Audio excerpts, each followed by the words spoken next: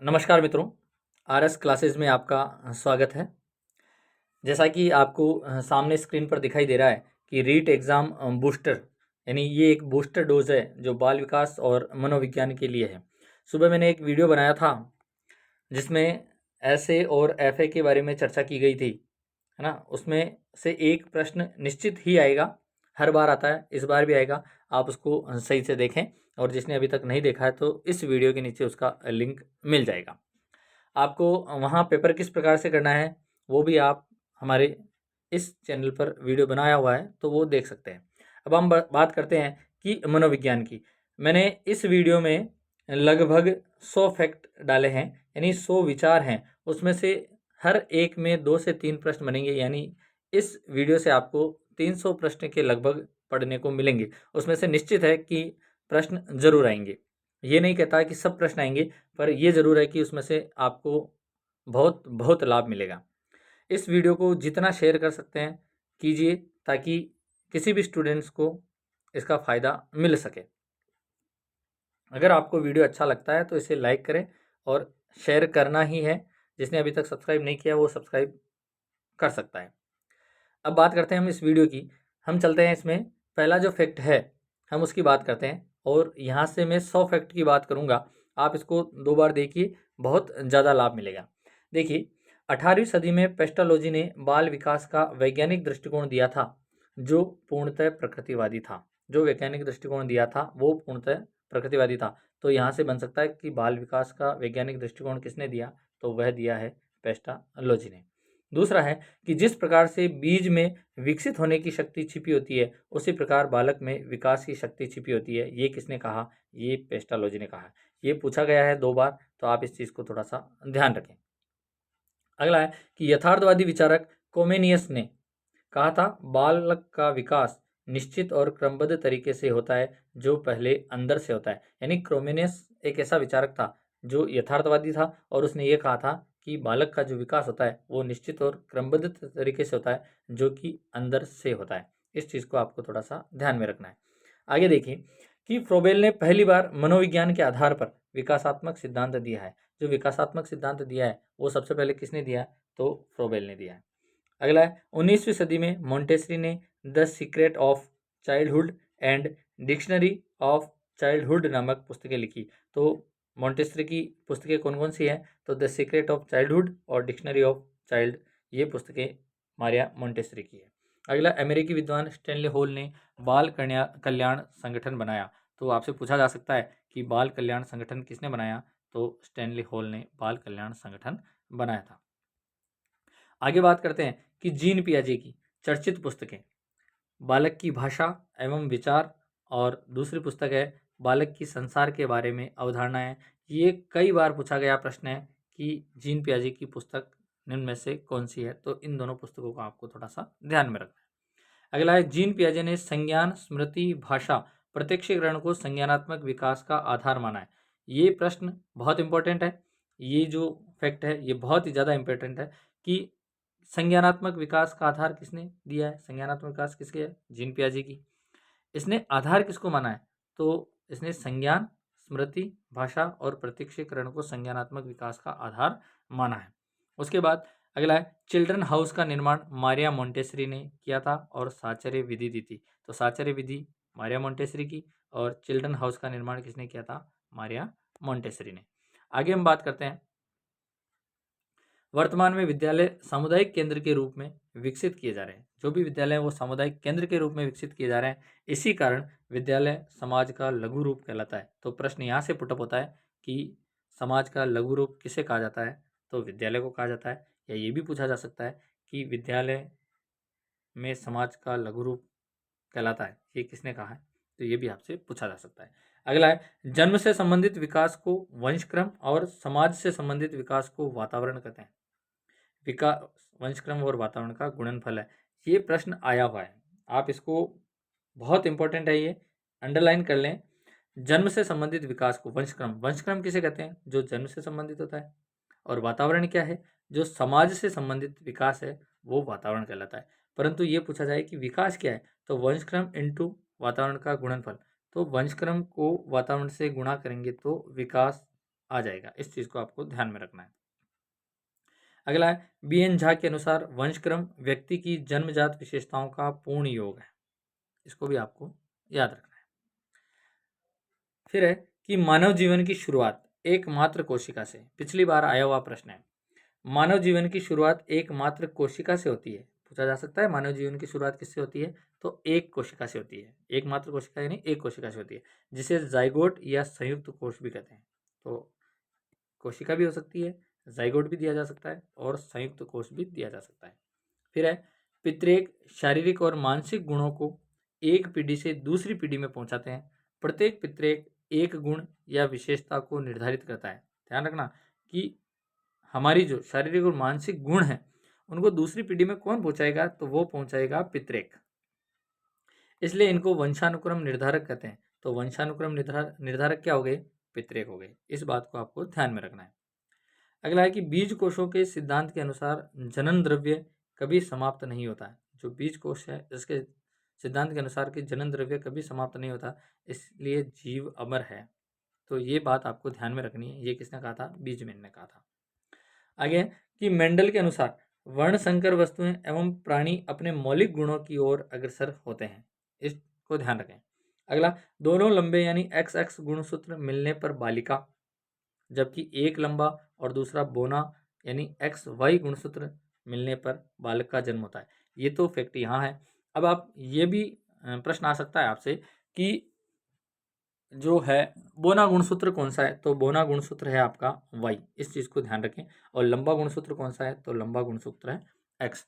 अब एक चीज़ और है कि बालिका में या औरत में, लड़की में कौन सा गुणसूत्र होता है, तो उसमें एक्स एक्स गुणसूत्र होता है। और बालक में कौन सा होता है, एक्स और वाई गुणसूत्र पुरुषों में पाया जाता है। इस चीज़ को आपको ध्यान में रखना है। अब जो है लिंग निर्धारण कहाँ से होगा, तो बालक का जो एक्स वाई, पुरुष का जो एक्स वाई गुणसूत्र होगा उसके आधार पर लिंग निर्धारण होता है। इस चीज़ को भी आपको थोड़ा सा ध्यान में रखना है।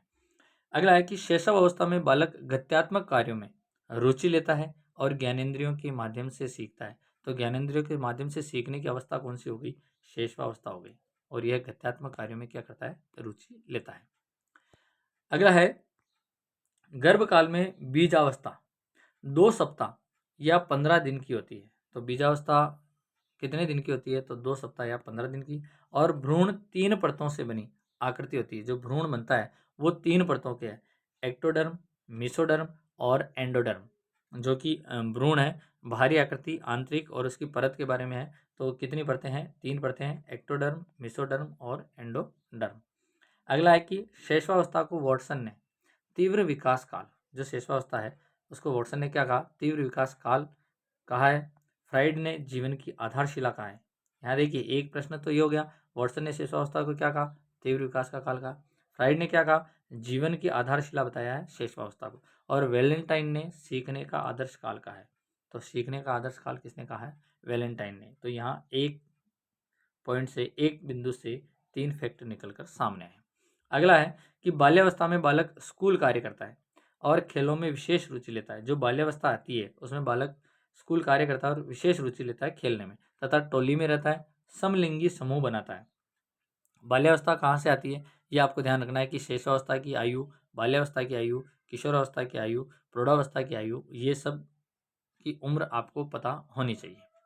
उसके बाद बात करते हैं कि बाल्यावस्था को रोस ने मिथ्या परिपक्वता का काल कहा है। अब यहाँ देखिए, वहाँ शैशवावस्था की बात थी, अब बाल्यावस्था की बात है कि बाल्यावस्था को मिथ्या परिपक्वावस्था किसने कहा है, तो रोस ने कहा। या रोस ने क्या कहा, मिथ्या परिपक्वता काल कहा है। फ्रॉइड ने निर्माण काल कहा है बाल्यावस्था को। और कॉल एंड ब्रूस ने क्या कहा है, एक अनोखा काल बताया है कॉल एंड ब्रूस ने। यहाँ से भी 3 फैक्ट निकले, ये भी आपको याद होना चाहिए। अगला है किशोरावस्था तक बालक सर्वाधिक विकास को प्राप्त कर लेता है। इसे चहुमुखी विकास की अवस्था भी कहते हैं। तो चहुमुखी विकास की अवस्था कौन सी है, किशोरावस्था है। आगे देखिए कि किशोरावस्था को स्टेनली हॉल ने संघर्ष और तूफान की अवस्था कहा है। देखिए यहाँ से भी वही फैक्ट निकलेंगे, शैशवावस्था हो गया, बाल्यावस्था हो गया, अब किशोरावस्था को स्टेनली हॉल ने क्या कहा है, तो स्टेनली हॉल ने कहा है संघर्ष और तूफान की अवस्था। किसने कहा है, स्टेनली हॉल ने। किल पैट्रिक ने कठिन काल, तो कठिन काल किसने बताया है, किल पैट्रिक ने। क्रो एंड क्रो ने वर्तमान की शक्ति कहा है। क्रो एंड क्रो, वर्तमान की शक्ति किसने कहा है, क्रो एंड क्रो ने कहा है। जरशील्ड ने परिपक्वता काल तथा वैलेंटाइन ने घनिष्ठ मित्रता और अपराध प्रवृत्ति विकास का नाजुक काल बताया है। किसको? किशोरावस्था को। इस चीज को आपको थोड़ा सा ध्यान में रखना है। अगला बिंदु है कि आत्मसम्मान, वीर पूजा, विद्रोही भाव, नेतृत्व का विकास और तीव्र संवेग प्रदर्शन की अवस्था किशोरावस्था है। तो ये उसकी विशेषता होगी कि किशोरावस्था की विशेषताएं कौन कौन सी है, तो आपको ध्यान में रखना है। आत्मसम्मान है, वीर पूजा है, विद्रोही भाव है, नेतृत्व का विकास है और तीव्र संवेग प्रदर्शन की अवस्था है।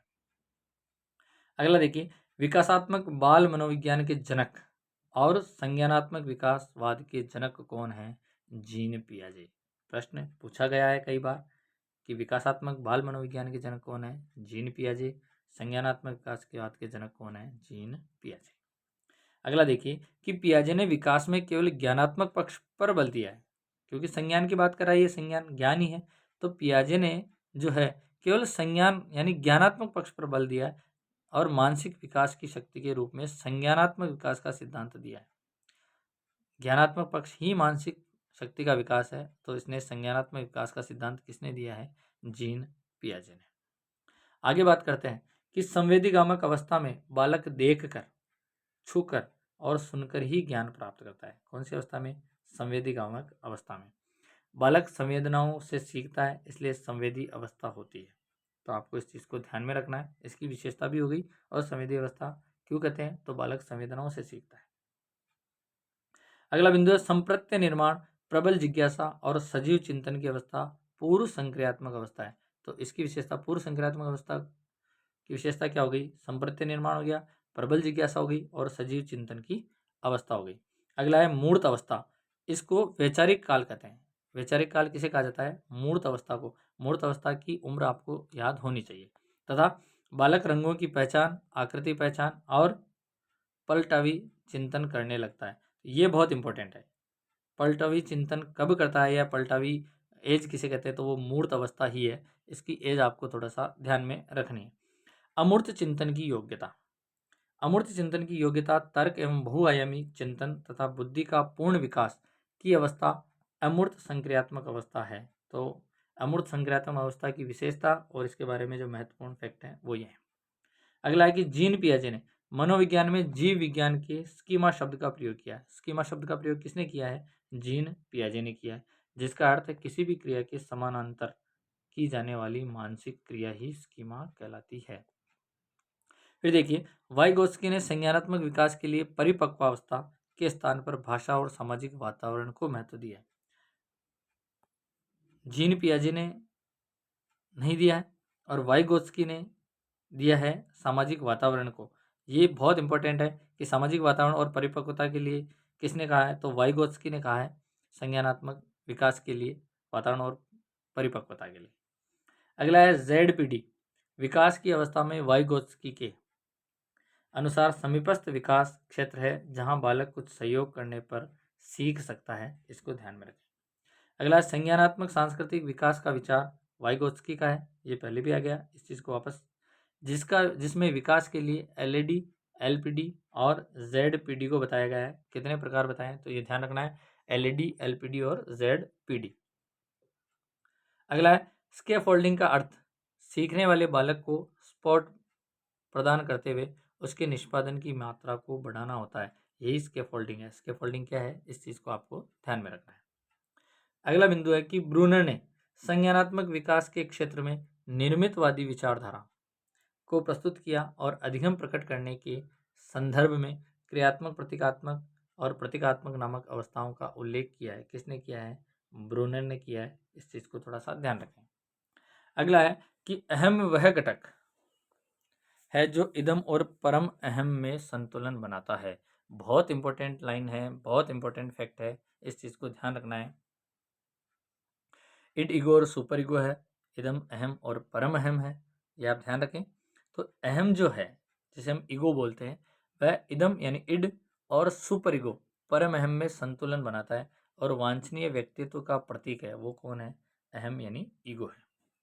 आगे बात करते हैं कि गेसेल के अनुसार परिपक्वता का मूल आधार तंत्रिका तंत्र का विकास और सामाजिक वातावरण होता है। परिपक्वता का मूल आधार तंत्रिका तंत्र का विकास और सामाजिक वातावरण किसने कहा है? तो वह कहा है गेसेल ने। इन्होंने ही आत्म विनिमय का विचार दिया था। किसने दिया था? गेसेल ने दिया था। जिसके अनुसार बालक अपना सोने, जगने, खाने का टाइम बना लेता है। आत्म विनिमय के हिसाब से बालक अपना सोने का, जगने का, खाने का टाइम बनाता है। ये किसने कहा है? गेसेल ने कहा है। आगे बात करते हैं कि बाल्यावस्था के समय बालक उसी कार्य को करने की चेष्टा करता है जिसमें बालक कार्यों की प्रशंसा की जाती है। बाल्यावस्था में बालक कौन से काम करेगा? ऐसे काम करेगा जिसमें उस बालक के काम की प्रशंसा की जाए। आगे देखिए, कोहलबर्ग ने नैतिक विकास के 3 स्तर बताए और 6 अवस्थाओं का उल्लेख किया। यानी एक स्तर के अंदर 2 अवस्था है, तो 3 इंटू 2 बराबर 6। 3 स्तर हैं, एक स्तर में 2 अवस्थाएं बताई है कोहलबर्ग ने, और 3 अवस्थाएं हैं तो कितने अवस्था? 3 स्तर हैं तो कितनी अवस्था हो गई? 6 अवस्था हो गई। इनके स्तर परंपरागत व्यवहार के दृष्टिकोण पर आधारित है। पूछा जा सकता है परंपरागत दृष्टिकोण के व्यवहार पर आधारित किनके स्तर हैं नैतिक विकास के? तो कोहलबर्ग ने नैतिक विकास के 3 स्तर दिए हैं। किसके ऊपर दिए हैं? परंपरागत व्यवहार के दृष्टिकोण पर आधारित दिए हैं। अगला पॉइंट है कि पियाजे के अनुसार नैतिकता 2 प्रकार की होती है। नैतिकता पियाजे के अनुसार कितने प्रकार की? 2 प्रकार की। कौन कौन सी? परायत्ता की नैतिकता और स्वायत्ता की नैतिकता। ये स्वयं के लिए, ये दूसरों के लिए। अगले बिंदु की बात करते हैं कि यूरी फैन ब्रेनर ने पारिस्थितिकी तंत्र में विकास के मंडल 5 बनाए हैं। यूरी फैन ब्रेनर ने पारिस्थितिकी तंत्र में विकास के कितने मंडल बनाए हैं? 5। कौन कौन से? लघु मंडल, मध्य मंडल, बाह्य मंडल, वृहद मंडल एवं घटक मंडल। इनको बहुत अच्छे से याद कर लें। यूरी फैन ब्रेनर का है 5 मंडल है। कौन कौन से हैं? लघु मंडल, मध्य मंडल, बाह्य मंडल, वृहद मंडल और घटक मंडल। इनमें से एक प्रश्न 101% आएगा। अगला टॉपिक है कि पावलोव के अनुबंधन को परंपरागत। अब देखिए, जो अनुबंधन है पावलोव का, उसके और नाम क्या क्या है? इसके अनुबंधन को परंपरागत, प्राचीन, संबंध प्रत्यावर्तन और शास्त्रीय अनुबंधन कहते हैं। यही अनुकूलित अनुक्रिया या अनुबंधित अनुक्रिया है। तो ये पावलोव की जो विचार है अनुबंधन और परंपरागत क्या है, अनुकूलित अनुक्रिया है, अनुबंधित अनुक्रिया है, क्या क्या नाम है, ये सब आपको याद करना है। अगला बिंदु है कि जब किसी प्राणी को अनुकूलन के बाद बार बार अनुकूलित उद्दीपक, अस्वाभाविक उद्दीपक दिया जाता है तो कुछ समय बाद अनुकूलन का विलोपन हो जाता है। आप यहाँ समझिए कि जो कुत्ते को बार बार, पहले तो घंटी बजाई, रोटी दी, कुत्ते में लार टपकना शुरू हो गया। फिर घंटी बजने के बाद कुत्ते को रोटी नहीं दी गई, 1 बार 2 बार, तब तक तो वो लार पटकेगा। पर बार बार अगर ऐसा किया जाएगा तो उसका जो स्वाभाविक उद्दीपक है वो समाप्त हो जाएगा और अस्वाभाविक उद्दीपक जो हम देंगे, है ना, तो वो अनुकूलन नहीं कर पाएगा। उसके बाद अनुकूलन का विलोपन हो जाएगा। इस चीज़ को आपको थोड़ा सा ध्यान में रखना है। उसके बाद बात करते हैं कि प्रथम शैक्षिक मनोवैज्ञानिक अमेरिकी विद्वान थॉर्नडाइक है, जिन्होंने 1898 में जीव व्यवहार को प्रकट करते हुए एनिमल इंटेलिजेंस नामक शोध पत्र दिया। किसने दिया है? अमेरिकी विद्वान थॉर्नडाइक ने। थॉर्नडाइक कहाँ का था? अमेरिका का था। जिसमें प्रयास एवं त्रुटि का विचार दिया गया। प्रयास एवं त्रुटि का विचार किसमें दिया गया है? एनिमल इंटेलिजेंस में। कब दिया गया? 1898 में। किसने दिया है? थॉर्नडाइक ने दिया है। कहाँ का था? अमेरिका का था। यहाँ ऐसे करके आपके 5 प्रश्न इस 46 टॉपिक बिंदु से बने हैं। अगला बिंदु है कि थॉर्नडाइक ने बंद का सिद्धांत, एसआर थ्योरी में सीखने के नियम दिए, जिनमें से तत्परता, अभ्यास और प्रभाव के नाम से मुख्य नियम दिए, जबकि 5 गौण नियम है। कई बार प्रश्न आया हुआ है, कई बार आया हुआ है, एच टेट में आया हुआ है, रीट में आया हुआ है, फर्स्ट ग्रेड में आया हुआ है। ये प्रश्न बहुत इंपॉर्टेंट है। थॉर्नडाइक के मुख्य नियम निम्न में से नहीं है, या थॉर्नडाइक का निम्न में से कौन सा मुख्य नियम है? आपको ये ट्रिक बता देता हूँ। तत्परता से किया गया अभ्यास प्रभाव छोड़ता है। थॉर्नडाइक ने क्या कहा था कि तत्परता से किया गया अभ्यास प्रभाव छोड़ता है। तो ये इसके तीनों मुख्य नियम हो गए। तत्परता से किया गया अभ्यास प्रभाव छोड़ता है, 3 नियम हो गए। बाकी जो बचेंगे 5 गौण नियम है, उसमें से एक अलग आएगा, आपको थोड़ा सा ध्यान रखना है। अगला बिंदु है पुनर्बलन का सिद्धांत हल ने दिया। उनके अनुसार आंशिक पुनर्बलन अधिक महत्वपूर्ण होता है। इन्होंने यह भी विचार दिया था। इन्होंने चालक का विचार भी दिया था। किसने? पुनर्बलन का सिद्धांत जिसने दिया है, यानी हल ने यह विचार दिया है। आगे बात करते हैं कि क्रिया प्रसूत सिद्धांत को ही सक्रिय अनुबंधन, साधनात्मक अनुबंधन या नैमित्तिक अनुबंधन भी कहते हैं। तो नैमित्तिक अनुबंधन का दूसरा नाम क्रिया प्रसूत। क्रिया प्रसूत का अन्य नाम क्या क्या है? सक्रिय अनुबंधन हो गया, साधनात्मक अनुबंधन हो गया या नैमित्तिक अनुबंधन कहते हैं। स्किनर के इस सिद्धांत यानी क्रिया प्रसूत का सिद्धांत किसने दिया था? स्किनर ने दिया था। इस सिद्धांत में उन्होंने टोकन इकोनॉमी और शेपिंग जैसा विचार दिया है। तो पूछा जाता है कई बार कि टोकन इकोनॉमी या शेपिंग का विचार किसने दिया है? तो वह स्किनर ने दिया है। किसमें दिया था? क्रिया प्रसूत सिद्धांत के अंतर्गत दिया है। अगला है कि बंडूरा को प्रेक्षणात्मक अधिगम का जनक मानते हैं। इन्होंने मॉडलिंग सिद्धांत में, किसने? बांडुरा ने, सीखने के 4 सोपान बताए। कौन कौन से हैं? अवधान, धारण, पुनः प्रस्तुतिकरण और प्रोत्साहन। बहुत बहुत इंपॉर्टेंट है, इस चीज़ को आप नोट करें। पॉइंट नंबर 50 को, कि बांडुरा को प्रेक्षणात्मक अधिगम का जनक किसे कहा जाता है? बांडुरा कहा जाता है। मॉडलिंग सिद्धांत के कितने सोपान बताए बांडुरा ने? 4 सोपान बताए। कौन कौन से? ये पूछा जाता है सबसे ज़्यादा कि बांडुरा के मॉडलिंग सिद्धांत के क्रम से सोपान को लिखिए। तो अवधान, धारण, पुनः प्रस्तुतिकरण और प्रोत्साहन दिया गया। अगला है कि बांडुरा के अनुसार कपड़े पहनना, बालों की शैली, सामाजिक व्यवहार आदि बालक प्रेक्षणात्मक तरीके से सीखता है। इसी से आक्रामकता, परोपकार, परिश्रम, आदर आदि के गुण भी सीखता है। कौन सीखता है? बांडुरा सीखता है। आगे देखिए, जब व्यक्ति अपने मॉडल के कार्यों से प्रभावित होकर स्वयं भी उसी तरह किसी कार्य को करने की कोशिश करता है तो उसे स्थानापन्न पुनर्बलन कहते हैं। स्थानापन्न पुनर्बलन किसे कहते हैं? कि मॉडल के कार्यों से प्रभावित होकर स्वयं भी उसी तरह किसी को देखकर हम भी वैसा ही काम करने की कोशिश करेंगे तो उसे स्थानापन्न कहा जाएगा। अगला है कि स्किनर के अनुसार जीवन आधारित प्रेरक जैसे भूख, प्यास, नींद आदि की संतुष्टि हेतु प्राप्त वस्तुएं प्राथमिक पुनर्बलन की श्रेणी में आती है। अब देखिए, जो भूख, प्यास और नींद की संतुष्टि के लिए दिया जाएगा, जैसे भोजन देना, फल फ्रूट देना, ये सब किस में आएगा? प्राथमिक पुनर्बलन में आएगा। पूछा जाता है तो द्वितीय पुनर्बलन कौन से है? तो द्वितीय पुनर्बलन जैसे इनाम हो गया, आपको कोई लोभ लालच हो गया, वो सब द्वितीय पुनर्बलन में आएगा। तो आपको प्राथमिक ध्यान रखना है जो हमारी आत्मसंतुष्टि को प्रदान करें, भूख, प्यास और नींद। अगला है प्रेक्षणात्मक अधिगम दूसरों का प्रेक्षण करने से घटित होता है। अधिगम के इस रूप को पहले अनुकरण भी कहा जाता था। बांडुरा ने इसे मॉडलिंग सिद्धांत कहा है। तो मॉडलिंग सिद्धांत किसने दिया? अभी पहले भी आया था, बांडुरा ने दिया था। और मॉडलिंग सिद्धांत का पुराना नाम क्या है? अनुकरण। पहले अनुकरण भी कहते थे इसको, अब इसने बांडुरा ने मॉडलिंग सिद्धांत कहा है। अगला टॉपिक है कि गेस्टाल्ट।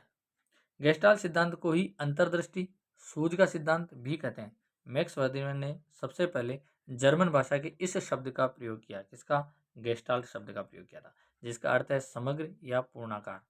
हो सकता है गेस्टाल्ट का अर्थ बताइए, समग्र या पूर्णाकार। किसने दिया था सबसे पहले? मैक्स वर्दिमैन ने। किस भाषा का है गेस्टाल्ट? तो जर्मन भाषा का है। आगे देखिए कि अभिप्रेरणा जिन कारकों से कार्य करती है उन्हें प्रेरक कहते हैं। जिनसे हमें अभिप्रेरणा मिलती है उन्हें हम क्या कहेंगे? अभिप्रेरक कहेंगे, सॉरी प्रेरक कहेंगे। जो जैविक और सामाजिक होते हैं, जैविक में भूख, प्यास, नींद आती है, तो बाह्य प्रेरक सामाजिक होते हैं। तो वही चीज़ है, जैविक प्रेरक प्रेरक के लिए पूछे आपसे तो भूख, प्यास और नींद, और बाकी जो सामाजिक प्रेरक हैं वो बाह्य प्रेरक होंगे। अगला बिंदु देखिए कि चिंतन का जन्म समस्या के समय होता है। जब समस्या होगी तभी हम चिंतन करना प्रारंभ करेंगे, और चिंतन समस्या समाधान की क्रिया में सर्वाधिक महत्वपूर्ण है। समस्या समाधान की क्रिया में सर्वाधिक महत्वपूर्ण क्या है?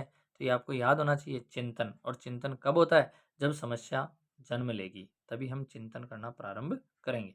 जिम्बार्डो के अनुसार चिंतन स्वली और यथार्थ होता है। जिम्बार्डो ने चिंतन के कितने प्रकार बताए? 2, एक स्वली चिंतन और एक यथार्थ चिंतन। अभिसारी चिंतन बहुत बहुत इंपॉर्टेंट है, यहाँ आप स्टार लगा सकते हैं कि अभिसारी चिंतन प्रतिभाशाली बालक। प्रश्न आया हुआ है, प्रतिभाशाली बालक में कौन सा चिंतन पाया जाता है? तो प्रतिभाशाली बालक में अभिसारी चिंतन पाया जाता है, जबकि अपसारी चिंतन जो होता है वो सृजनशील बालकों में पाया जाता है। तो सृजनशील बालकों में कौन सा चिंतन पाया जाता है? अपसारी चिंतन। और प्रतिभाशाली बालक में कौन सा चिंतन पाया जाएगा? अभिसारी चिंतन। आलोचनात्मक चिंतन गुण दोष देखकर कार्य करने वाला होता है। आगे देखिए, डिसलेक्सिया पठन विकार, ये कुछ विकार हैं। डिसलेक्सिया पठन विकार यानी पढ़ने में अगर कोई डी को बी पढ़ता है, बी पढ़ता है तो वो डिसलेक्सिया से ग्रसित है। मन को नम पढ़ता है तो वो डिसलेक्सिया से ग्रसित है। डिसग्राफिया, यहाँ आप देख सकते हैं ग्राफ यानी जहाँ हम लिखते हैं, तो लेखन विकार कहाँ आएगा? डिसग्राफिया में लेखन विकार आएगा। ग्राफ समझ सकते हैं, लिखने का काम आता है, तो लेखन विकार डिसग्राफिया। डिस्केकुलिया कैलकुलेटर, यहाँ देखिए कुलिया यानी कैलकुलेटर, डिस्केकुलिया, डिस्केकुलिया कैलकुलेटर से संबंधित है। यहाँ गणना, तो कैलकुलेटर में गणना, ये आपकी ट्रिक्स है, आप समझ सकते हैं, उसके बाद आपसे गलती नहीं होगी। तो डिस्केकुलिया में क्या आएगा? गणना विकार किस में आएगा? डिस्केकुलिया, जो कैलकुलेटर से संबंधित है। ग्राफ लिखने का आता है तो डिस्ग्राफिया लेखन विकार से संबंधित है। बुलिमिया भोजन विचार ना, बुलिमिया क्या है? भोजन विकार से संबंधित है। और डिस्मोर्फिया शारीरिक अंग भ्रम विकार से संबंधित है। डिस्मोर्फिया, इस चीज को आपको थोड़ा सा ध्यान रखना, बहुत इंपॉर्टेंट है। अगला है कि बुद्धि का मापन संबंधित विचार अल्फ्रेड बिने के कार्यों से शुरू होता है। बुद्धि का मापन संबंधित विचार किसने दिया था? सबसे पहले बिने ने दिया था, जिन्होंने साइमन परीक्षण दिया। बिने ने कौन सा परीक्षण दिया? साइमन परीक्षण दिया। और मानसिक आयु शब्द भी दिया। मानसिक आयु शब्द भी किसने दिया है? बिने ने दिया है। स्टर्न ने पहली बार बुद्धिमापन का सूत्र दिया है, जबकि वर्तमान प्रचलित सूत्र टर्मन ने 1916 में दिया। अभी जो सूत्र चल रहा है MA/CA/100, वो टर्मन ने दिया 1916 में। टर्मन के अनुसार 140 या इससे अधिक बुद्धि लब्धि वाला प्रतिभाशाली होता है। तो प्रश्न कई बार पूछा जाता है, प्रतिभाशाली बालक में बुद्धि लब्धि कितनी होती है? 140। औसत बालक में बुद्धि लब्धि कितनी होती है? तो आप ध्यान रखिए 90 से 109 तक। 110 नहीं है, 90 से 109 तक है। इस चीज़ को आपको विशेष तौर से ध्यान रखना है। वैसे ही जो भी बालक हैं, जैसे मंद बुद्धि है, मूढ़ बुद्धि है, वो बालक एवरेज है या इंटेलिजेंट है, उनके बारे में आपको थोड़ा सा ध्यान में रखना है। अगला है कारकीय और खंडीय बुद्धि सिद्धांतों का खंडन करते हुए विभिन्न योग्यताओं के आधार पर बुद्धि सिद्धांत बहुबुद्धि नाम से हार्वर्ड गार्डनर ने दिया। बहुबुद्धि सिद्धांत किसने दिया? हार्वर्ड गार्डनर ने दिया। अगला है कि त्रिवर्गीय या त्रिचापीय बुद्धि सिद्धांत स्टर्नबर्ग ने दिया है। बहुबुद्धि हार्वर्ड गार्डनर ने, त्रिचापीय या त्रिवर्गीय किसने दिया? स्टर्नबर्ग ने, जिसके अनुसार बुद्धि में वातावरणीय, आनुभविक और व्यवहारिक घटक होते हैं। तो 3 दिए हैं, तो 3 घटक बता दिए इसने। वातावरणीय, अनुभविक और व्यवहारिक घटक किसने दिया है? स्टर्नबर्ग ने। इस चीज को आपको ध्यान में रखना है। अगला है कि संवेगात्मक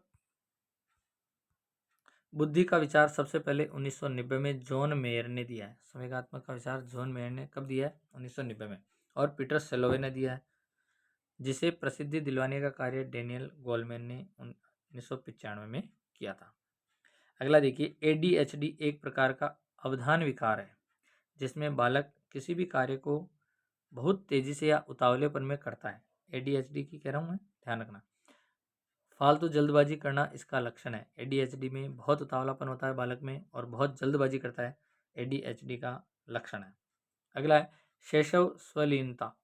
ऑटिज्म एक मनोविकासात्मक विकार है, जिसमें बालक संप्रेषण की कमी, असामाजिक व्यवहार और रूढ़िबद्ध व्यवहार को प्रकट करता है।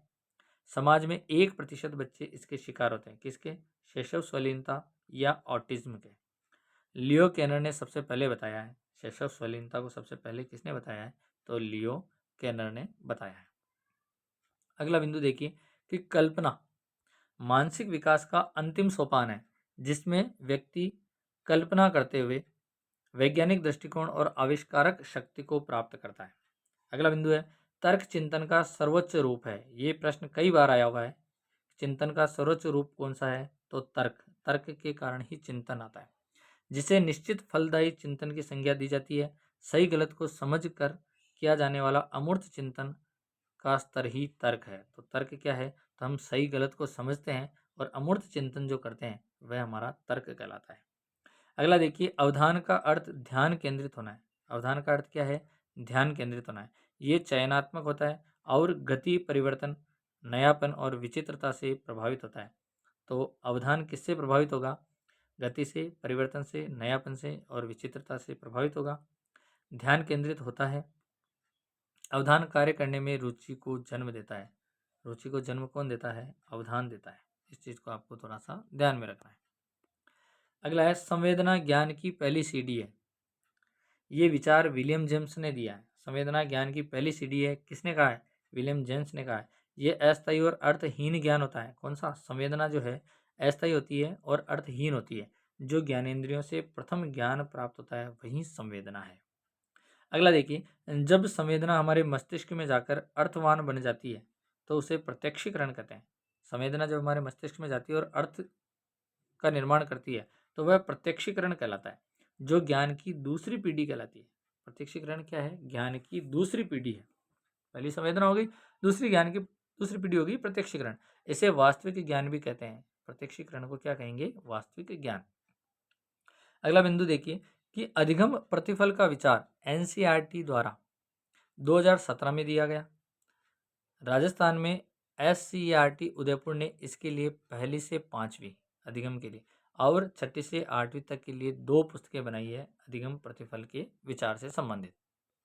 अगला देखिए, अधिगम प्रतिफल अभिभावक, अध्यापक, अधिकारियों सभी के लिए आवश्यक है। पूछा जा सकता है अधिगम प्रतिफल के लिए किसके लिए आवश्यक है?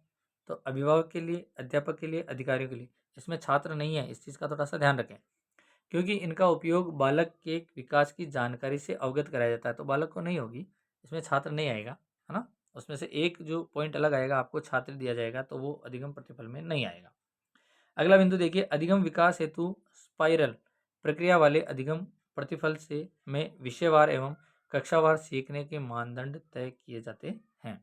अगला बिंदु है व्यक्तिगत विभिन्नता सार्वभौमिक है और वंशक्रम, वातावरण, आयु, परिपक्वता, लिंग, शिक्षा जैसे कारकों का परिणाम होती है। क्या है? व्यक्तिगत विभिन्नता। मनोविज्ञान में केवल व्यक्तिगत विभिन्नता को ही पढ़ते हैं, समानता को नहीं पढ़ते हैं। इस चीज़ को आपको थोड़ा सा ध्यान में रखना है। अगला बिंदु देखिए, वर्तमान में विद्यालय सामुदायिक शिक्षा प्रणाली में समावेशी शिक्षा का प्रावधान है। बहुत बहुत इंपॉर्टेंट है, जिसके अनुसार बालकों को एक ही स्थान पर समन्वित शिक्षा दी जाती है। विशेष बालकों के लिए अलग विद्यालय नहीं होते हैं। ये बहुत इंपॉर्टेंट लाइन है कि समावेशी शिक्षा में विशेष बालकों के लिए कौन से विद्यालय खोले जाएंगे, तो आपको ध्यान में रखना है। इस समावेशी शिक्षा के अंतर्गत विशेष बालकों के लिए कोई नया विद्यालय नहीं होगा, कोई अलग जगह नहीं होगी, वह भी सबके साथ समावेशी साथ में इसी विद्यालय में अध्ययन करेंगे। अगला है कि चोरी करना, अनैतिक आचरण करना जैसे व्यवहार वाले 18 वर्ष से कम आयु के लोग बाल अपराधी कहलाते हैं। बाल अपराधी कौन है? जो 18 वर्ष से कम है, जो चोरी करता हो, अनैतिक आचरण भी करता हो। उनकी पहचान सीजर नामक विद्वान ने की थी। किसने की थी? सीजर नामक विद्वान ने की थी। ये असामाजिक व्यवहार करने वाले बालक होते हैं। कौन से? जो बाल अपराधी बालक कहलाते हैं। अगला बिंदु है क्रियात्मक अनुसंधान विद्यालयों में लागू करने का श्रेय किसे जाता है? स्टीफन एम कोरे को जाता है। स्टीफन एम कोरे ने क्रियात्मक अनुसंधान विद्यालय में प्रारंभ किया था। इसके द्वारा विद्यालय में उपस्थित होने वाली तात्कालिक समस्या का हल खोजने में किया जाता है। क्रियात्मक अनुसंधान, वापस ये भी तो आ सकता है कि क्रियात्मक अनुसंधान क्या है, तो तात्कालिक समस्या का जो हल खोजा जाएगा वह क्रियात्मक अनुसंधान के अंदर आएगा। कहाँ? विद्यालय में उपस्थित होने वाली तात्कालिक समस्या। अगला देखिए, क्रियात्मक अनुसंधान संस्था के प्रधानाध्यापक और शिक्षकों के द्वारा ही कर लिया जाता है। इसके लिए किसी प्रशिक्षण की जरूरत नहीं पड़ती। ये वातावरण को लोकतांत्रिक व्यवस्था में बदल देता है, क्योंकि तात्कालिक रिजल्ट चाहिए यहाँ पर।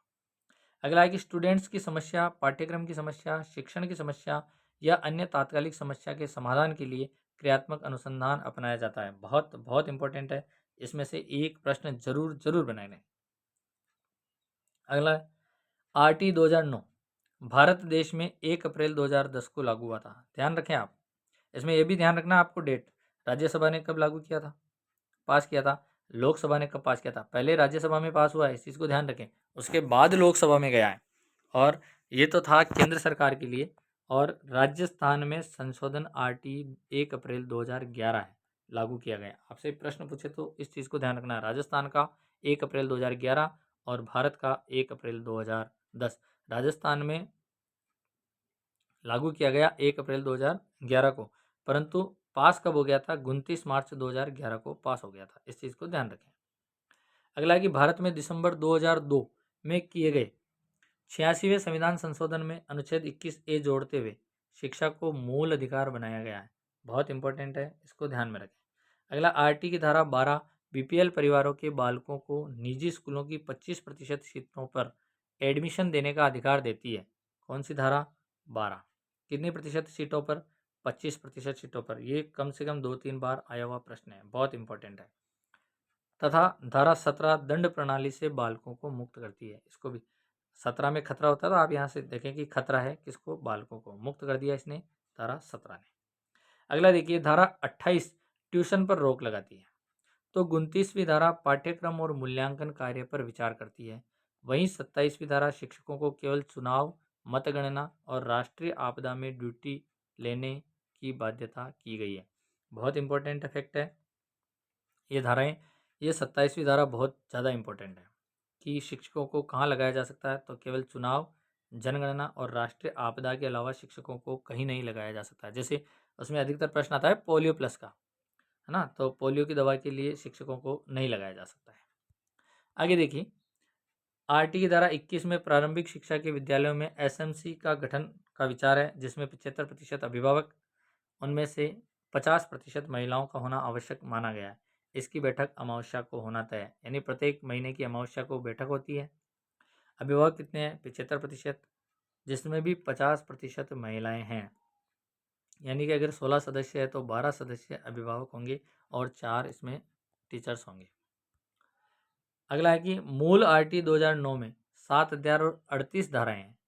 ये बहुत इंपॉर्टेंट नया आ गया, इसलिए 7 अध्याय और 38 धाराएं मूल आरटी 2009 में, जबकि संशोधित राजस्थान के आरटी 2011 में 10 अध्याय हैं और 29 धाराएं हैं। बहुत इंपॉर्टेंट है, राजस्थान का नाम ले रहा है तब तो आपको 10 अध्याय और 29 धाराएं करनी है। बाकी मूल आरटी कहे जो केंद्र से लागू हुआ है वो 7 अध्याय और 38 धाराएं हैं। राजस्थान में इस नियमावली के रूप में 1 अप्रैल 2011 को लागू किया गया था। अगला है कि आरटी में शिक्षक के लिए प्रति सप्ताह तैयारी और शिक्षण के कितने घंटे तय किए गए? 45 घंटे। ये प्रश्न कई बार पूछा जा चुका है। कितने घंटे निर्धारित किए गए हैं? 45 घंटे निर्धारित किए गए हैं। अगला प्रश्न है, आरटी 2009 6 से 14 वर्ष के बालकों की शिक्षा एवं गुणवत्ता विकास के उद्देश्य से स्थापित कानून है। फिर है, संशोधित आरटी के अनुसार राजस्थान में प्राथमिक शिक्षा केंद्र की दूरी 1 किलोमीटर और उच्च प्राथमिक शिक्षा केंद्र की दूरी 2 किलोमीटर तय की गई है। इसको भी आपको ध्यान में रखना है। अगला बिंदु है, एनसीएफ 2005 के मूल सिद्धांत के अनुसार बालक की शिक्षा को बाह्य वातावरण से जोड़ना, रटने की प्रवृत्ति मिटाना, बालक को सुनागरिक बनाना, परीक्षा में लचीलापन लाना और गतिविधि आधारित मूल्यांकन तथा पाठ्यक्रम केंद्रित नहीं बल्कि चहुमुखी विकास वाली शिक्षा देना। केवल पाठ्यक्रम पर केंद्रित नहीं हो, इसका बालक का चहुमुखी विकास हो, ऐसी शिक्षा देना एनसीएफ 2000 के सिद्धांत के अंतर्गत। ये इंपॉर्टेंट है, इनमें से भी प्रश्न बनेगा। अगला है कि एनसीएफ 2005 में मूल्यों की शिक्षा पर जोर देना, त्रिभाषा सूत्र प्राथमिक स्तर से लागू करना, बाल केंद्रित शिक्षा प्रणाली आदि को अपनाने पर बल दिया गया है। अगला एनसीएफ 2005 की संगठन समिति के अध्यक्ष प्रोफेसर यशपाल। कौन थे? प्रोफेसर यशपाल, जिनकी देखरेख में 1993 के स्लोगन शिक्षा बिना बोझ के, है ना, तो एनसीएफ का स्लोगन कौन सा हो गया? शिक्षा बिना बोझ के अनुसार अभिलेख तैयार किया गया। इसे 21 फोकस समिति भी कहते हैं। किसको? शिक्षा बिना बोझ के जो अभिलेख तैयार किया गया है इसे 21 फोकस समिति भी कहते हैं। अध्यक्ष कौन थे? प्रोफेसर यशपाल, एनसीएफ 2005 के अंदर। अगला है कि thought and language play and its role in the mental development of the child और पेडोलॉजी ऑफ एडोलसेंट नामक पुस्तकों की रचना वाइगोत्स्की ने की है। तो वाइगोत्स्की की पुस्तकें हैं thoughts and language play and its role in the mental development of the child और पेडोलॉजी ऑफ एडोलसेंट। ये किसकी रचना है? वाइगोत्स्की की रचना है। अगला बिंदु है आत्म संभाषण, सेल्फ स्पीच, स्व संभाषण, प्राइवेट स्पीच का विचार वाइगोत्स्की ने दिया है। किसने दिया है? दोनों संभाषण का विचार वाइगोत्स्की ने दिया है, जिसका अर्थ है बालक का खुद से खुद बातें करना। ऐसा बालक आगे चलकर अभिव्यक्ति की दक्षता को प्राप्त करता है। कौन सा? आत्म संभाषण और स्व संभाषण वाला बालक। अगला टॉपिक है कि गेसेल और कुप्पुस्वामी ने सिरोपुच्छ विकास सिद्धांत दिया है। सिरोपुच्छ विकास सिद्धांत किसने दिया है? गेसेल और कुप्पुस्वामी ने। इसके अनुसार बालक का विकास सिर से पैर की ओर होता है, यानी पहले सिर का विकास होगा फिर धीरे धीरे नीचे की तरफ बढ़ेगा। ये किसने दिया है? गेसेल और कुप्पुस्वामी ने, जिसे सिरोपुच्छ विकास भी कहते हैं, जिसे मस्तिष्कोद्मुखी भी कहते हैं। अगला है कि बगुला भगत होना समायोजन का अप्रत्यक्ष उपाय है। बगुला भगत होना समायोजन का कौन सा उपाय है? अप्रत्यक्ष उपाय है, जिसमें व्यक्ति मौलिकता से हटकर आचरणों का प्रदर्शन करते हुए प्रतिक्रिया निर्माण करता है। तो अप्रत्यक्ष उपाय हो गया। अगला है मार्ग परिवर्तन, बाधा निवारण, लक्ष्य प्रतिस्थापन और निष्कर्ष समायोजन के प्रत्यक्ष उपाय हैं। तो प्रत्यक्ष उपाय, समायोजन के प्रत्यक्ष उपाय पूछे तो एक तो मार्ग परिवर्तन है, बाधा निवारण है और लक्ष्य प्रतिस्थापन और निष्कर्ष समायोजन के प्रत्यक्ष उपाय हैं। बाकी जितने भी दें आपको वो सब अप्रत्यक्ष उपाय हैं समायोजन का। ये प्रश्न हर बार आता है। अगला है कि रुचि जन्मजात और अर्जित दोनों प्रकार की होती है। रुचि कैसी होती है? जन्मजात भी होती है और अर्जित भी होती है, जबकि मनोवृत्ति जो है मूलतः अर्जित व्यवहार है। मनोवृत्ति जन्मजात नहीं होती है, रुचि होती है। मनोवृत्ति संगत का परिणाम होती है क्योंकि ये अर्जित होती है। अगला कि हिप्पोक्रेटस ने पहला प्रकारात्मक वर्गीकरण किया है। पहला प्रकारात्मक वर्गीकरण किसने किया है? हिप्पोक्रेटस ने किया है, जिसमें पीला पित्त, काला पित्त, श्लेष और रक्त के अनुसार था। तो आपको ये ध्यान रखना है इनकी विशेषता। पीला पित्त वाला व्यक्ति कैसा है, काला पित्त वाला कैसा है, श्लेष वाला कैसा है, रक्त के उसमें क्या क्या गुण है। जबकि अंतर्मुखी और बहिर्मुखी का विचार किसने दिया था? जुंग ने दिया। जुंग ने व्यक्तित्व के 2 प्रकार बताए थे, अंतर्मुखी और बहिर्मुखी। हिप्पोक्रेटस ने 4 बताए हैं, पीला पित्त, काला पित्त, श्लेष और रक्त। तो इनकी विशेषता भी आपको ध्यान होनी चाहिए। अगला बिंदु है हैंस आइजैक ने अंतर्मुखता, बहिर्मुखता, स्नायु विकृत, स्थिरता तथा मनोविकृत तथा पराअहम क्रियाएं के रूप में व्यक्तित्व को वर्गीकृत किया है। तो हैंस आइजैक ने जो व्यक्तित्व को वर्गीकृत किया है वो अंतर्मुखता और बहिर्मुखता, स्नायु विकृत और स्थिरता, मनोविकृतता और पराअहम के रूप में इसे वर्गीकृत किया है। इस प्रकार मित्रों हमने 100 विचार रखे आपके सामने। 100 में लगभग 2-3 फैक्ट आराम से मिलेंगे। लगभग 300 प्रश्न यहाँ से आपके बनेंगे। आप यकीन कीजिए अगर इस वीडियो को आप 2 से 3 बार देख लेते हैं तो आपके कम से कम 10 प्रश्न ज़्यादा सही होने के चांसेस बढ़ जाएंगे। अगर वीडियो आपको अच्छा लगता है तो आप इसे लाइक करें, शेयर करें और जिसने अभी तक सब्सक्राइब नहीं किया है वह इसे सब्सक्राइब करें और बेल आइकन को ज़रूर प्रेस करें। सुबह एक अच्छा वीडियो था, उसको भी देखें, यहाँ लिंक दे दिया जाएगा। और हमारे टेलीग्राम से जुड़ने के लिए आपको डिस्क्रिप्शन में लिंक मिल जाएगा, वहाँ से आप डिस्क्रिप्शन से टेलीग्राम में ज्वाइन हो सकते हैं, जिससे कि कोई भी सूचना होगी तो आपको सबसे पहले मिलेगी। रीट एग्ज़ाम के बाद हम और भी कोर्स चलाएंगे, तो आप इसे सब्सक्राइब करना ना भूलें। मिलते हैं अगले वीडियो में। जय हिंद, जय भारत।